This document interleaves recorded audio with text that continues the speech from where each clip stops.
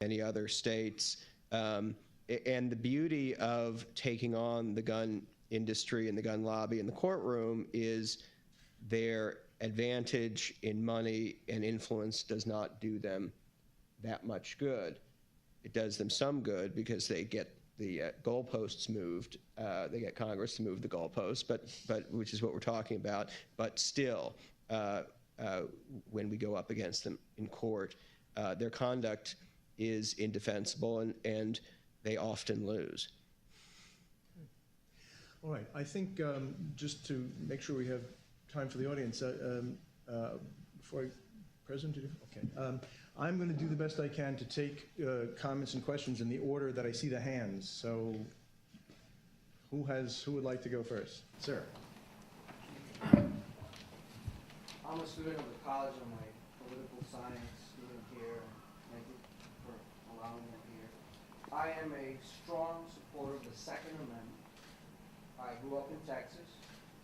I am a strong backer of the National Rifle Association. And thank God that what I see here is another desperate scheme to bankrupt gun manufacturers. And it infringes totally on the Second Amendment because as what you guys want is no guns to be manufactured. Put them out of business. Now, the Second Amendment does not mean that gun owners are Elmer Fudd. You know? Now, you've mentioned your district, Lexington and Congresswoman. I visited California. I'm not here on Southern Guard. You didn't mention your movie star friends who are exempt. And they carry guns and they get all the permits to protect themselves and their families from the gangbangers and the criminals and all that. I have many points to mention. I just want to be brief.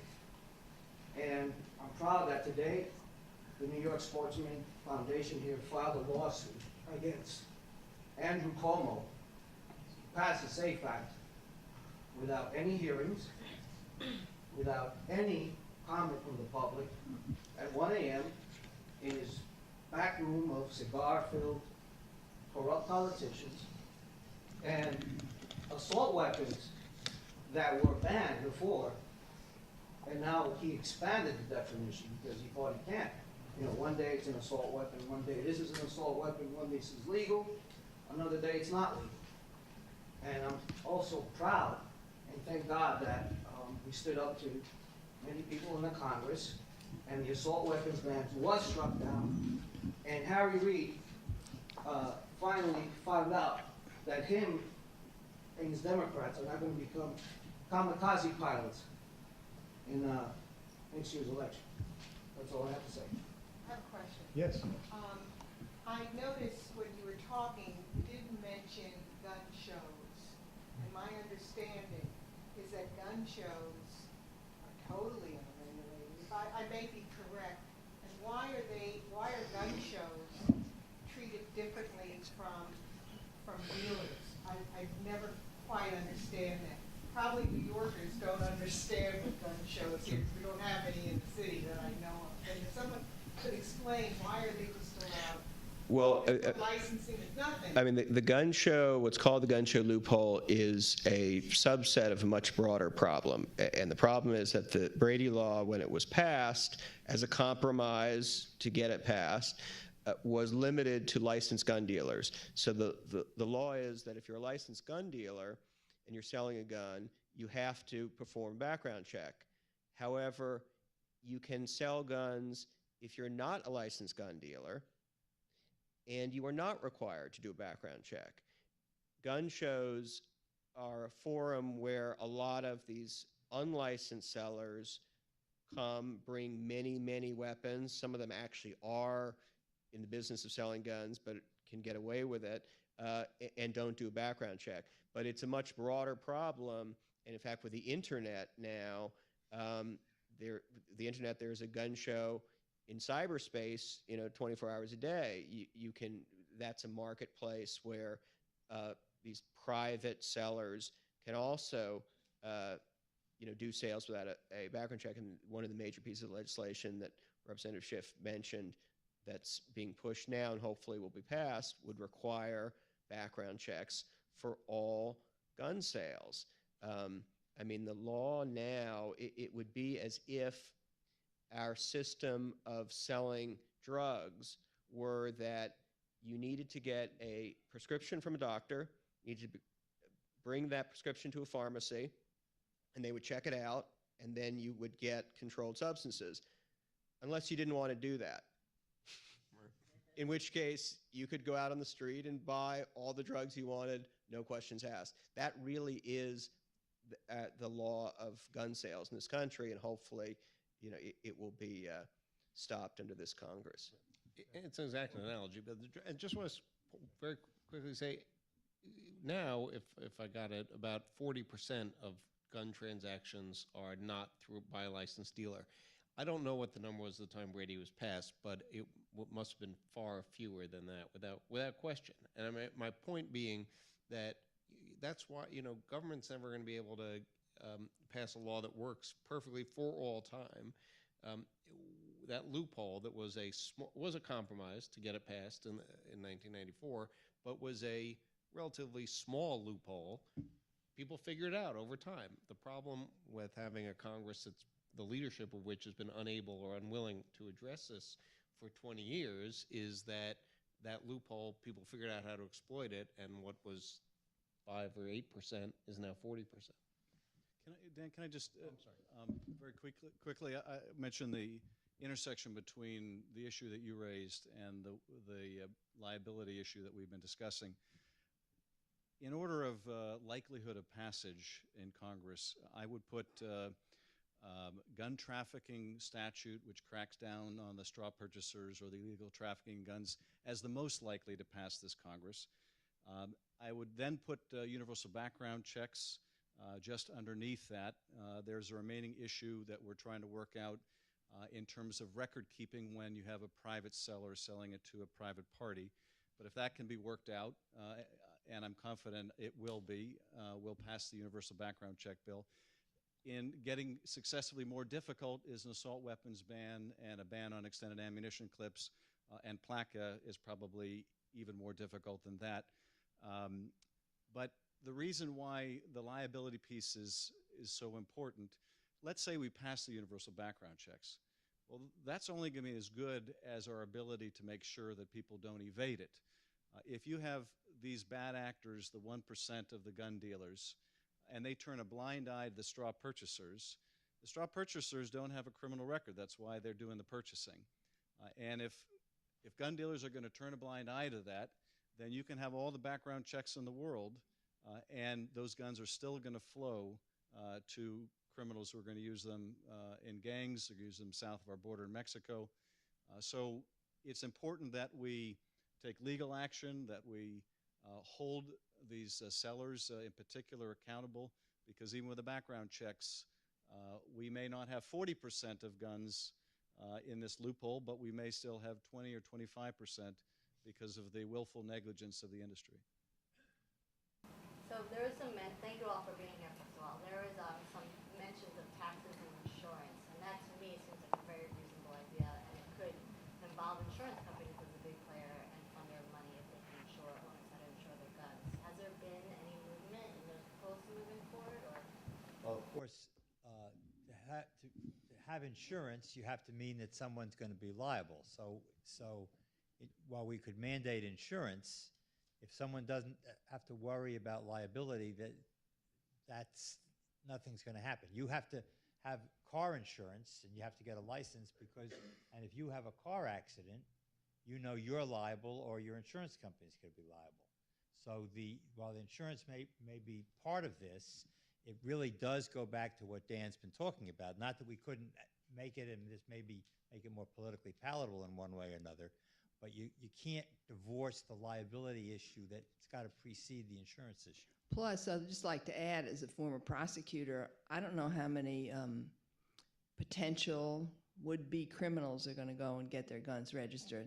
These are illegal guns. They illegally have them, and they're not going to go out and get insurance on them until some and announce to the world, oh, I've got this gun here and here it is. I just don't know how enforceable it's going to be. I mean, so I don't know how much sense it makes, aside from the points that were very properly raised. I mean, just real brief, there are some cases, I agree, there's cases that it would not apply, but for example, I spent a day with the parents of Jordan Davis, who was the 17-year-old in Florida who was playing his music too loud in his car, a concealed carry holder in Florida, didn't like it, and shot 7 or 8 bullets into him and killed him. Now that's a case where that he was a lawful gun owner. He, in fact, was a licensed concealed carry holder. He shouldn't have been given that license, but under Florida's law, he was. If he had insurance, and if the law required him to have insurance, as it would with his car, then the parents could get some compensation, and also the insurance company could do their own vetting about, if you want coverage, you're going to have to, have certain, keep your gun stored in certain ways, and maybe if there are certain red flags about your behavior, maybe they would revoke the insurance. So I want it to would make be sure helpful. we have enough time, at least for the 4 hands that I've seen. This gentleman, you in the blue, this lady here, and the lady over here. These are, oh, and now we have a 5th. Okay, but so that. Okay, insurance-wise, as you said, only legal gun owners would have to have it. Why not an excise tax on all new guns sold, which have to be sold by a federal firearms licensed dealer, and ammunition? Because this way you could probably keep it down to a $40 or $50 tax on each new gun and a 5-cent or 10-cent charge per bullet, or maybe a 2 or 3% charge per bullet. So this way, even your criminal, if he's bought the gun, he's paid for that tax. Am I lucid? Called politics. What? Called politics. Okay. I just wanted to ask, how many of these straw purchasers are prosecuted? I can probably take a stab at that, and I don't know that I have gross numbers for you, but having served in the U.S. Attorney's Office in Los Angeles for many years, we had a set of guidelines of what cases we would prosecute, and if they weren't of sufficient seriousness in the sense of if they didn't face sufficient time, we generally didn't take the case. They would be handled by the district attorney's office, and right now, a straw purchaser is only treated as a paperwork violation. And one of the things that inhibits us from going after the higher-ups in the drug trafficking chain is that normally if you can go after a lower actor with the threat of a significant sentence, you can get them to roll over and cooperate on higher-ups. Well, there's little incentive to cooperate when you're facing 6 months or 8 months or at most a year, which is what people with no prior record, and if you're a straw purchaser, by definition, you're going to have no prior record, are likely to face. So one of the things that we're trying to do is increase those penalties on straw purchasers. And I can tell you, one thing, and this is very small progress, but 3 years ago I introduced a bill to beef up the penalties on straw purchasers. Now, this was obviously well before Newtown, and I thought it might be one of those rare gun bills that could thread the needle and get through the Congress because, at least in theory, the other side says, therefore, enforcement of existing laws, and we do have existing laws, but they don't have adequate penalties, and so they're not adequately enforced. We could get no interest in it, couldn't get a hearing on it from the majority. That has changed, and that legislation now, not my bill, but one like it, is very likely to pass.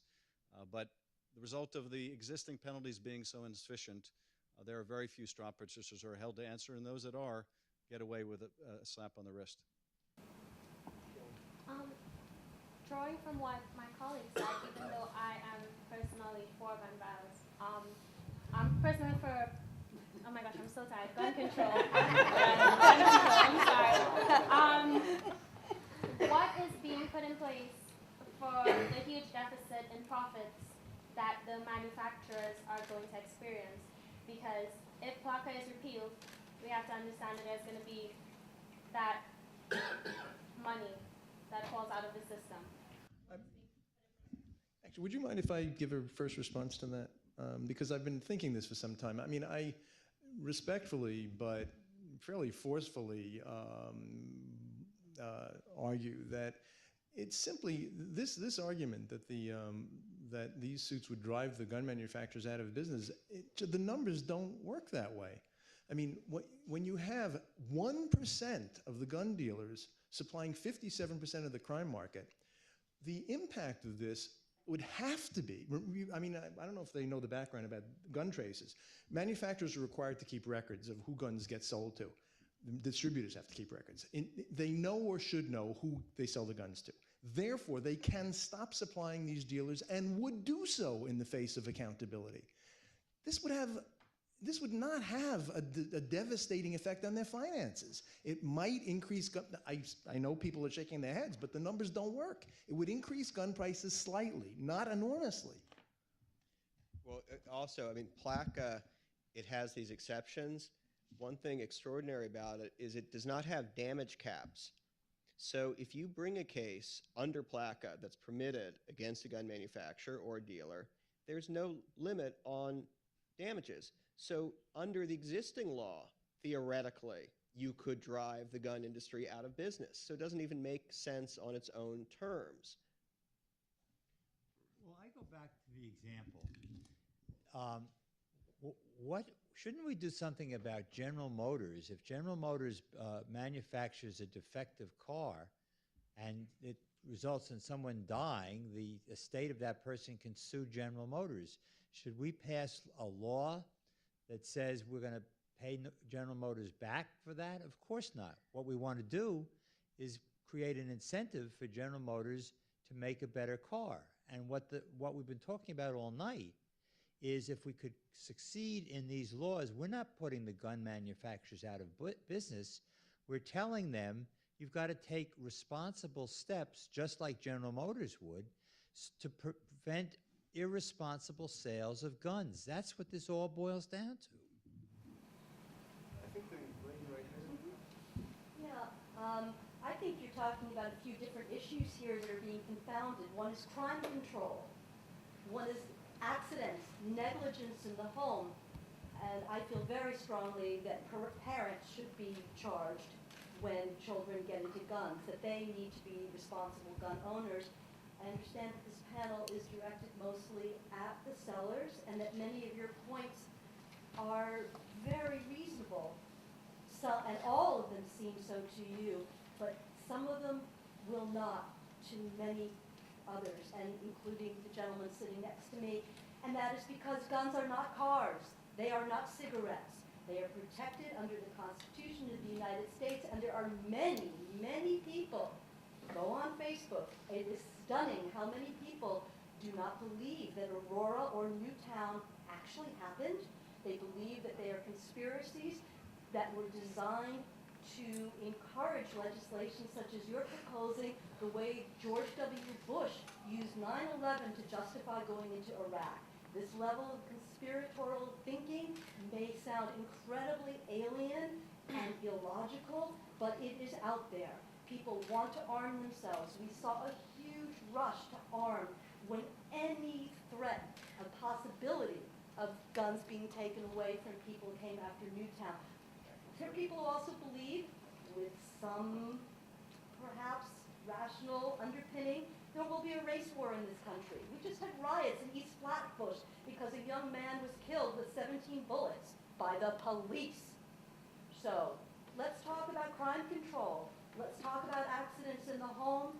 Let's talk about legislation and insurance and liability and getting these 1% of the bad actors. But make sure that you understand that these are very different strains and that philosophically even the most liberal and progressive of us don't agree with everything you're saying.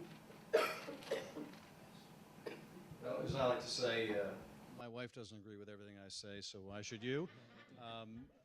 The conspiracy theories are out there. They're not confined to the public. There are my colleagues in Congress who are conspiracy theorists, and I'll give you one illustration. There are some of my colleagues on the Judiciary Committee or on the Government Reform Committee who openly speculated that the Justice Department allowed guns to walk into Mexico so that it would create a spike of violence in Mexico, so that that would propel gun control in the United States. Well, you have to really be a creative thinker to come up with that.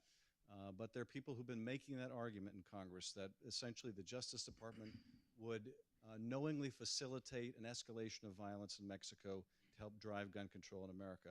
We do have to confront that. We have to puncture those myths and those conspiracy theories. But in terms of, you're right, we're talking about liability for product defects, and we're talking about liability for negligent sales.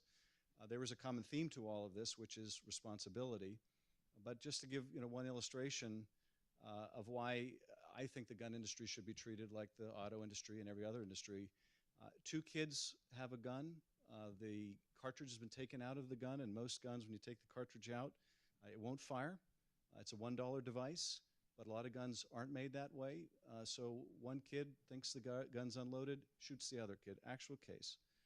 Now, if that were allowed to go forward, you got to bet that gun makers would make guns with that $1 device. They wouldn't want to face the liability of making a gun that looks empty, that results in a lot of accidents. That's responsible. That's not, that's not a threat to the Second Amendment. It's not a threat to responsible gun makers. Most gun dealers, as we've talked about, never sell a single weapon used in crime. So these laws protect the bad actors who don't deserve it, and the good actors don't need it. I'd like to make one more point here, which is about women protecting themselves. When guns are in the home of a domestic abuser, a woman is 3 times as likely to be the victim of homicide. But if that woman had access to a gun against her abuser, or walking at home at night in a dark parking lot, these are emotional issues here, very emotional, and no one has even mentioned women on this panel and how gun right ownership or control affects us. No, wait. I don't want to respond to that only. I just will say that my experience as a prosecutor suggests that the point you raise is really not valid. That most people, when they have guns in the home, the gun in the home is used against a family member or an acquaintance and not an intruder. And the idea that a woman who is generally not as big and strong and tall as an assailant coming into the home, let's say a stranger, is going to be able to whip out a gun and shoot and kill and not have the gun used against her. We have many, many cases in New York City where police officers who are trained in the use of guns have their guns taken from them and used against them. And these are people who are trained in this. Let me just say something about the Second Amendment. I mean, I know a lot of people talking about it here. We have an interpretation of the Second Amendment that was decided by a 5-4 vote in the Supreme Court. The author of that 5-4 decision was the same one who gave us Bush versus Gore.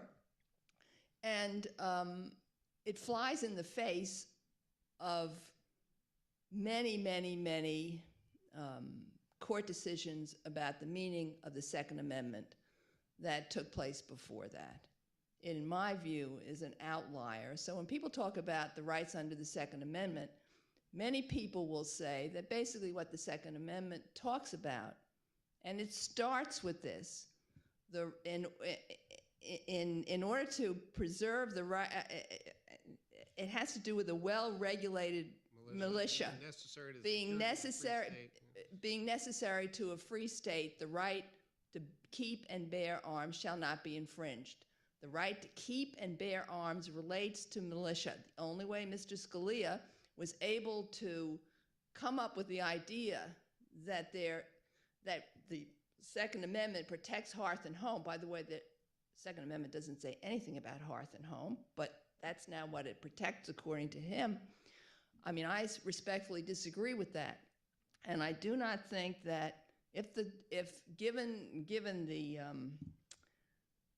alacrity with which this court abandons prior precedent, I'm not sure how good this precedent is going to be 20 years or 30 years from now. But perhaps even more important, if I can just add on, Justice Scalia's opinion says this does not mean that the government cannot impose, quote, reasonable regulations, unquote, on the sale and use of guns. And what we've really been talking about here tonight is legislation that would impose reasonable restrictions and litigation that could proceed to enforce those reasonable restrictions. So while I happen to agree with Liz, even if you don't agree, even if you think Judge Scalia walks on water and that his opinion was right, nothing that we've said tonight has anything to do with imposing restrictions on people's Second Amendment rights as interpreted by Justice Scalia.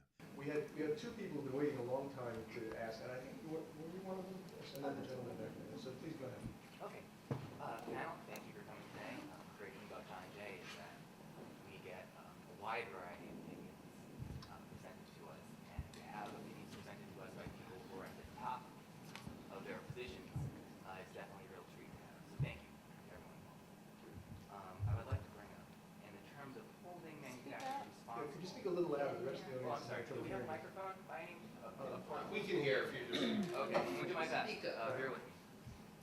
Holding manufacturers responsible for, let's say, cars, generally comes up when the car doesn't function as advertised or when an unexpected function of the car happens. In regards to firearms, they almost always work as advertised. So on that ground, it's hard for me to justify bringing a lawsuit against a product that functions as it's been designed to. I would also like to add that there's at least one or two exceptions that I know of in the PLCAA bill, and that's that if you prove that a dealer acted illegally, he can still be prosecuted. Is that a correct assessment? Well, on the second question first, it says, it does talk, and I guess relates to your first question as well. If the firearm is somehow defective, that's an issue. But I think the more fundamental point is, yes, we're primarily not talking about defectively manufactured, that the gun may work well. But the question is how the sale of the product proceeds. Certainly, we would all agree if a car dealer around the corner sold cars to 10-year-olds, and the 10-year-old got in the car and hurt somebody, not much question that the car dealer acted irresponsibly in selling the car and would be held responsible. And there are various laws that today as to how the gun dealer should sell his gun, both certainly on the federal level and in some cases on the state level.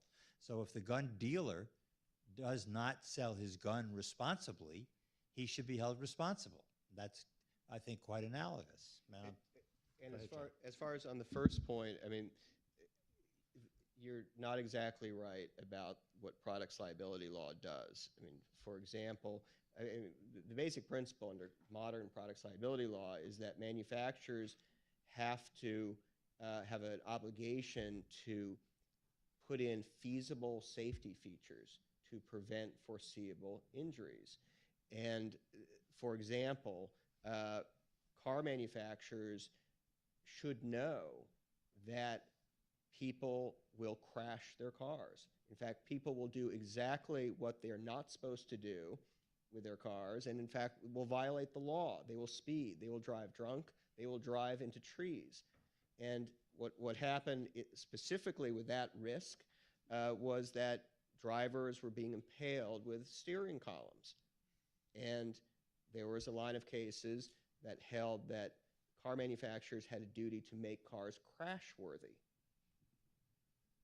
So they had to protect people who violated every rule and every law.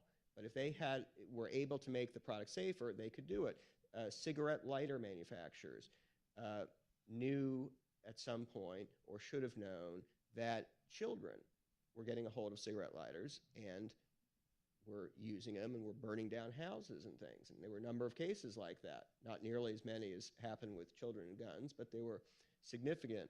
And there was similar cases, and there was actually government regulation both requiring cigarette lighter manufacturers to make cigarette lighters childproof, exactly analogous to some of these gun safety cases. For the second part, though, I believe there's a insert in the bill that allows, if you can prove that the gun dealer is responsibly or knowingly that it was going to be a struck purchase or that the person was going to. We're almost out of time, and I'd love to give the last, the woman in the second row a chance, so if we could either respond very quickly or... Because there's I mean, under the bill, you can prosecute somebody that you prove sold the gun to a criminal, dealer-wise. That's true. Yeah, that's very narrow. Yes. Because it would allow, but So I let's think we're catch looking those at criminals, is what I'm saying. Ma'am? I was wondering, if any of you had given any thought to the use of radio frequency ID tags, RFID tags, as a piece in imposing restrictions. I mean, it's the same technology as you have with EasyPass, and it costs about as little as 50 cents for a manufacturer to put an RFID tag in a gun. It's a unique identifier. You can then write further, you can trace the thing, you could, and might not, but it would really, if you wanted to enforce, rather than talking about more ATF agents or something, technologically, because it's a unique identifier, you could have any exit from the gun store, RFID tag, wouldn't track left without one, it would be caught if you had enough. There's a lot of technology like that I know there's interest in, and law enforcement has been interested in a number of sophisticated, technology like that. I can see if the people who, the gun lobby people who have fears of the government having any record that they ever bought a gun at any point in their life. Can you imagine the response to something like that? But yeah, particularly law enforcement. I'm not saying that particular type of technology, but those sorts of technologies have a lot of potential, I think. Well, thank you very, very much. This panel has been, I think, fabulous. I'm immensely grateful to all of you. And I'm grateful to you as well, the audience, for joining us in this very productive, I think, and interesting discussion. Thank you all very, very much.